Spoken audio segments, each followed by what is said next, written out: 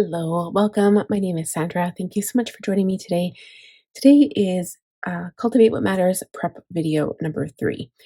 I was kind of looking at this and debating whether I wanted to do the video today. It's actually evening, it's almost 11 o'clock, and I realized that I'm a little bit behind, so I needed to get in gear and just do it. So I'm just going to jump right into it. We are on page 12, and this is for naming what matters. So it says, dig in, imagine many years from now, looking back on your entire life, where are you grateful that you spent your time and attention? And basically, it says defining it will give you motivation and passion for doing it right now. So it kind of gives you some examples here. Um, I'm just going to write out some ideas. Like, this is always hard for me.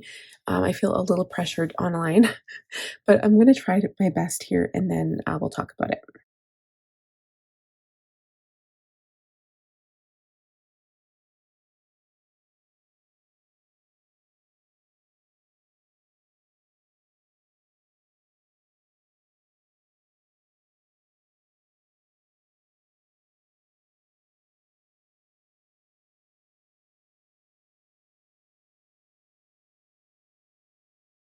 Okay, so what I wrote here is basically the things that matter. And I was kind of thinking about my own childhood, and a lot of the things, like, I don't really remember what my house looked like. And if I do, it's basically from pictures and not from memory. So I think time spent with your kids is more valuable, like making the memories. But when you're little, you don't remember the things, like, you don't remember details unless you're like really special. I remember a lot of my memories from all the photos my mom and dad took. They had Polaroid, which is kind of unheard of back in those days, but my dad had a Polaroid camera, and I have all of those pictures. And it's just kind of interesting how I think I remember details of my life in the past, but it's more from the picture itself. So what I want to do and what I have been doing this entire time is basically making a 5-year kids journal. And I used to include a lot of pictures, but I ran out of HP photo, like sprocket paper. That's like the best way for me to put the tiny pictures in the journal so it doesn't take up too much room. So I'm going to do that again. I think that's important. Photos are just amazing. And also creating new memories. I didn't put that on here, but like, going exploring or something. If we went camping, going for a hike in the woods and taking pictures, or going on vacations, which we haven't had much of a chance to do. So the other one too is like, technically, it doesn't matter in the moment if you pay a bill or pay it late or something, right? It matters in the moment because you don't want to be late and you don't want your credit score to be bad, or whatever have you. But I think in the long run, in 10 years or 20 years or 50 years, you're not going to care about that one bill that you paid late. Or, if, I don't know, just if little things happen with your finances, like if you spend the money, you're not going to care 50 years from now, right? But I think the habit of teaching your kids about money is important. And I think that will matter 50 years from now, because I find it really difficult to teach my kids about money. When, for example, if I'm not paying with cash, I'm paying with this debit card or credit card, and they think it's unlimited money. That's what my son thought. And I said, no, like, there's only so much money that, we get paid. And then that goes on there. And then we have that to work with for the entire month or whatever week.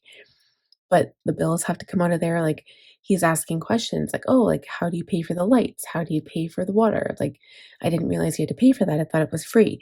So it's interesting teaching kids about money nowadays when we don't use actual money, you just use a card. So of course, I have my kids have savings. They have like actual money savings in their piggy banks, but I also save money for them in my accounts. And I think one of the biggest lessons is in trying to teach them how important savings is, because when I was a kid, I never learned about money. I didn't learn that it was important to save money, and my parents never saved any money for me. And, like, I mean, I think it would have helped me. It would have given me a healthier relationship with money maybe as an adult. And so that's what I want to do for my kids. So now that I know better, I'm learning, and I'm basically trying to be a good example of how to budget and how to save money so that my kids don't have, credit problems when they get older. I mean, they might still, but at least they'll know better, right? And then the other thing again, like just making memories, attending school functions, because there's been a couple when my son was like super disappointed, and he might not remember that a long time from now, but I feel guilty about it, so I'm gonna try to do that more. Okay, the things that don't matter, again, what the house looks like or how dirty it is, because the kids aren't gonna remember, if I didn't vacuum every day or sweep the floor every day or even clean the bathrooms every day, they don't care. I do it for their health, obviously, and because I like a tidy house and a clean house, but I don't think my kids care. Also, it doesn't matter if I miss a video or don't post right away. It matters right now because I hold myself to very high standards. So I want to have that posted and I set a schedule and I want to stick to it because it shows that I'm like a motivated individual and that I'm on time and, I care about what I'm doing. But I don't think in 50 years it's going to matter. And like this is just an example. I love gardening, so I it's one of my habits that's close to my heart that makes me feel good about myself, and I love digging my hands in the soil and stuff, so this is just a bad example, but for example, it's not the end of the world if I don't have a garden or if I don't get all the pictures in the picture frames or whatever project that I'm currently working on for my home because like one time that I don't do it, no one is going to remember or care. The only person like I've kind of come to realize this. I'm really hard on myself and I hold myself to the highest standard. And sometimes I also expect my family to follow the same standards in regards to things I've asked them to do. And then when they don't follow through with that, I get disappointed. And then I'm like, fine, I'll just do it myself. And I'm trying to back away from doing that because I don't think that's fair of me to ask. So I've been trying to change that. But in regards to this, I mean, again, bad example because I'm going to have a garden for sure. But if certain things don't get done, I don't think it's the end of the world. It's not going to matter in 50 years, right? Um, I think what matters most is like memories and time with your family, and obviously, teaching your kids or future generations about money because we'll always have money or some form of currency. So it's important to do that. So this is making decisions on how you're going to spend your time. So it says, you know what matters in the big picture. You're ready to make decisions about where you're going to spend your time and where you aren't. So, for examples, it tells you, it just gives you examples that people would normally say. So I find it extremely hard in this regard. So this is where I'm like, okay, so I've set so many goals for myself, and you guys probably felt the same way at some point in time when making goals. But you set goals for yourself, and there are some things that fall through the cracks because you just don't have the physical time. And it's like, fine, if that happens like a couple of days of the week and you don't get everything on your list done, okay, that's cool. But then, later in the week, you pick it up and you do it. For example, case in point, my spirituality, I want to focus on that. And I also want to focus on self care or personal growth. I had that as a goal for 2023 and I did not do anything. I think I worked on human design a couple of times, but not nearly as much as I wanted to. And I feel like I let myself down in that aspect. And so looking at my goals, I struggle because I do always do the things that I think in my head are the most important ones. But then usually it's me, like AKA self care, that falls through the cracks and I don't take care of myself and I don't take care of my personal growth or my need to do something. Like, for example, right now, for me, this is important. My business is coming first because I'm filming this video. But you know what I've really wanted to do is curl up on the couch with a book and finish Outlander. And I'm not doing that. I'm filming a video because I feel like this is most important. But am I getting what I need and what I desire? No, I'm not. And so this is I really struggle with this. Like it's one of my biggest struggles in creating goals, actually. Um, and so yes, I'm gonna fill this out and we're gonna talk about it a little bit after.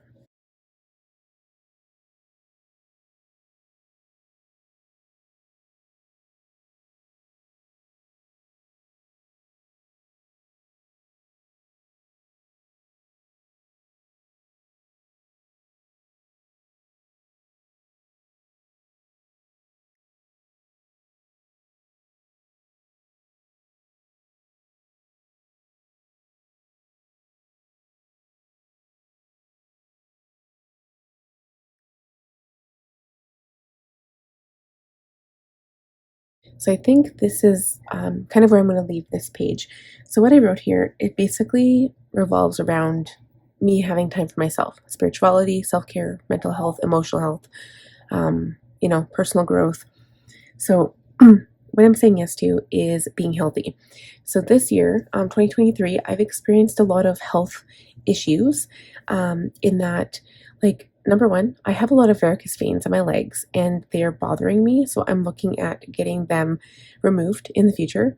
Um, and it's, I don't know about blood clots or anything like that, but they have been bothering me. So I might have to get laser treatment for that. Also, I have plantar fasciitis in my right foot, and I've lost quite a bit of weight in the last 2.5 months as of the filming of this video, and it is definitely improving. I can feel a fast improvement. It doesn't hurt all the time, but it still pains me sometimes. And I also have, sometimes I have water on my hip, and so I get that like awful sharp pain in my hip if I'm going up and down stairs or just walking in general. My right knee is also completely messed up, and I might have to get a knee replacement. So, here's hoping I don't, but I have to get an x-ray soon. So I'm basically just going easier on my body. I also have carpal tunnel, and I'm going to get the shock therapy, like the electrical probes. Apparently my doctor said they're needles. I don't know if they can insert needles into your fingertips. I thought they were just little probes, but she said they were needles, so I don't know. But I have to get that taken care of because my wrists are always bothering me. I have either intense pain or complete numbness, so I don't know what's going on. But I'm in order to take care of that, I need to drink my water. This week, like, I've been terrible this last month or two. I stopped drinking water. Like, I drink 1 bottle a day plus all my other fluids, but I don't drink 3 plain bottles of water a day, which is my goal. It's always been my goal. So I want to continue that. I want to maintain, like, I have I am able to track that now. So I want to maintain a movement goal, make sure I'm getting at least 10,000 steps if I'm not going out and exercising every day, which ironically I have been. It's crazy. I just am a stay-at-home parent, and I have a sit-down business, but I move more than 10,000 steps a day. So it means I'm apparently more active than your average sedentary person. So maintaining that healthy weight. I hardly eat a thing. So I have been losing a lot of weight because I've been active and I haven't been eating. I feel a lot healthier because I'm not forcing my body to eat tons of food. I've been fasting, and then I eat something, and then I fast, and then I eat. So it's good. It's like I feel good. I don't feel like I have no energy. I'm not hungry. So that's good. Making time for myself for personally, like personal growth, like I said, mental and emotional health. I need alone time. I think I said this before in a different video. I just need quiet time. So quiet time that is not work time, like for example right now, and setting boundaries. So another example, my daughter, if I'm like, I need a shower, and my mom watches the kids or my husband's watching the kids and they're like, okay, we're here, go up for your shower. She insists on coming into the shower with me. And so the last time that happened, I had to compromise and say, look, you can't come into the shower with me because mommy needs her personal time, but you can sit in the bathroom on the toilet watching your iPad while I have a shower. I used to enjoy doing that with my mom. So obviously minus the iPad, because when I was young, I didn't have an iPad, but I enjoyed that closeness, but it doesn't mean they have to be right in your bubble, in your space. And it still wasn't enjoyable or an alone time for me because she wouldn't stop talking. So I need to set boundaries and say no. Okay, and then the other one is taking it day by day if the moment calls for it. So if there comes a situation when I'm like, I'm so stressed out and I worry, I'm a worrier, I'm a planner, I think ahead, I plan ahead, and there are some situations that you literally have to take day by day. I was forced to do that with my son because all I could think about was what the future held, and I was driving myself literally mad. Even to this day, I force myself to not think about things, because if I do, I start to cry and I'm a big blubbery mess and I can't do anything right. So day by day, some situations need that. Okay, what I'm saying no to, again, stressing over the future, things I can't control, and other people, because I can't control other people's actions. I can just control mine. And not leaving enough time in the day at the end of the day to ensure that my cup is full. Because, like I've said before in the previous, you know, of this year, 2024 prep work videos, my cup is not full right now. It is empty, because it, kind of comes along the lines of being a parent. My kids come first, I don't. And, there's a point when you can kind of say, okay, well, I'm a parent. My kids come first, and that's that. Um, and that's how it's going to be until they get older. But that's not true. For example, I was always a big advocate of going on date nights with my husband. And I had friends who never took time off for themselves and went on date nights. They instead, um, they instead always did things with their kids. But as an adult, you need alone time, right? Even if it's just sitting on a couch with your partner watching a movie or something, or by yourself reading a book or watching a movie or journaling or whatever it is that you do. So I'm feeling very passionate about that, because it was a goal for 2023 and I didn't get it. I didn't accomplish it. It's even more important for 2024. Okay. So now I'm going to fill this out, I think. I feel like it's going to be hard, but I'm going to try.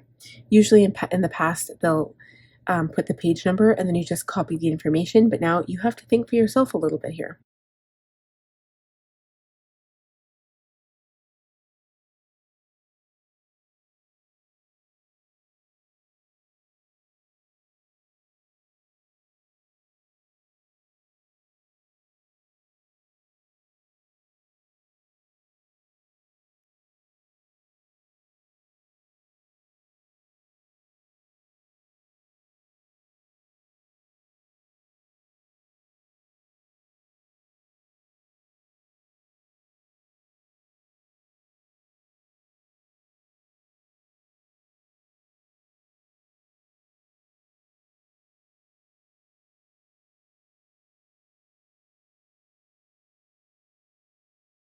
So here's what I wrote, and all I'm going to do is read it to you.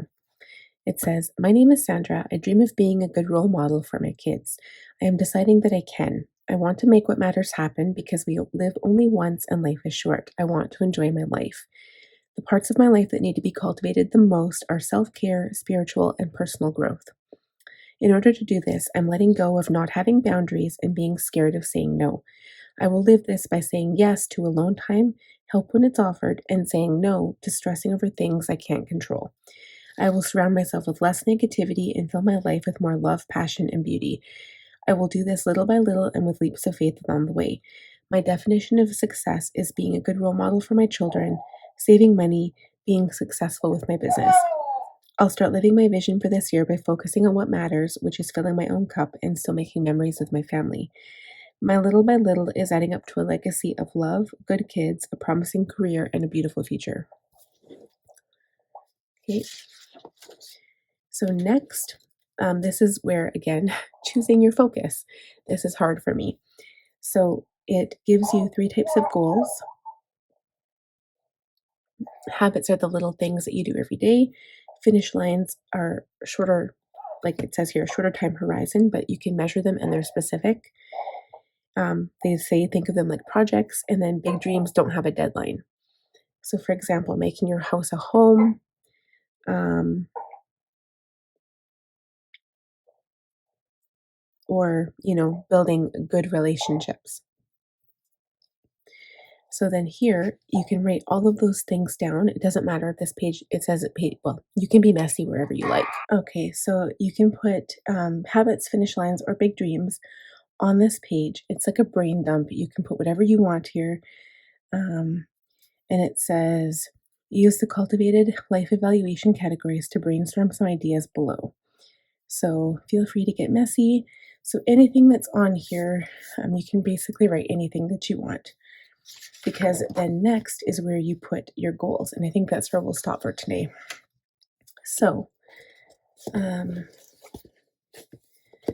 community, I'm just going to put friendships. So everything that I have written down, or all the ideas in my head, I'm going to write them here.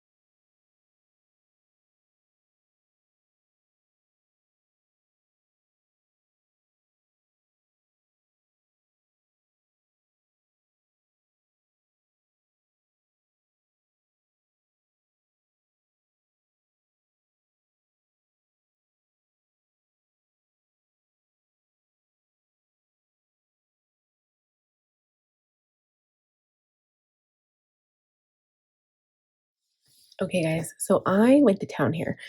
I actually did go through the Quick Start Guide because it wasn't that I was running out of ideas, but I wanted to do something concrete, right? Like I circled this one, reading challenge. I want to do a reading challenge this year,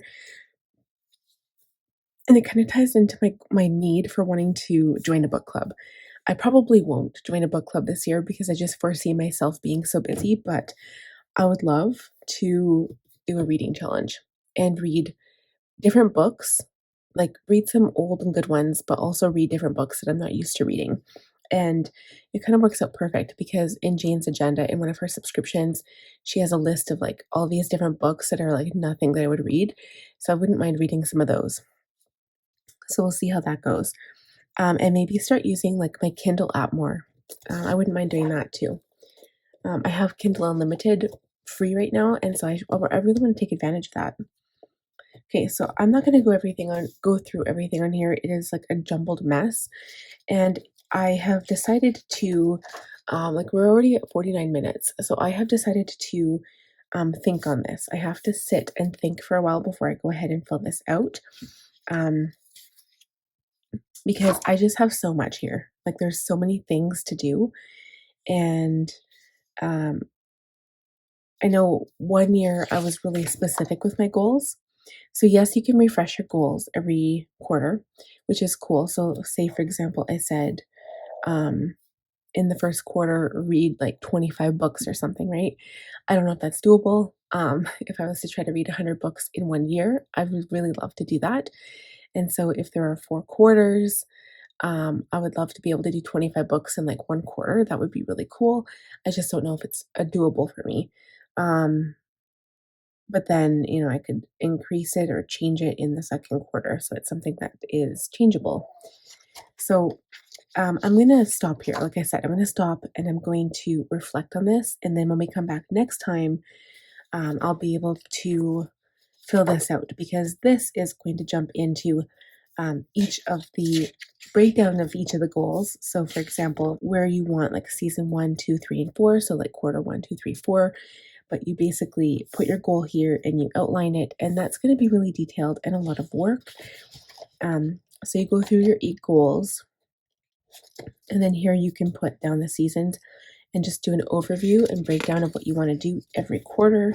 Then you have your word of the year. And then this page, I don't usually put anything here. I think I said that before. And then it kind of tells you how to make your 10-day list, which is where you start in January. But I also have to fill out my routines. And then I guess I'll do this in January, but this is like the calendar, but it's the weekly rhythm idea. So this is like the habits I would do every day, ideally, right? So yeah, so this is what, and I've already established really good habits, so it's not really a concern. But yes, I'm going to think about this. I will write down some ideas, and then we'll get back to this the next video. So thank you guys for watching, and I hope this video has helped you in this part of the video where we've kind of talked about these things. Let me know in the comments if there's anything you want me to talk about some more, or if I should just keep pushing forward. Give the video a thumbs up if you enjoyed it. If you are new, please subscribe, click on the bell button, and I'll see you guys in the next video. Bye, friends.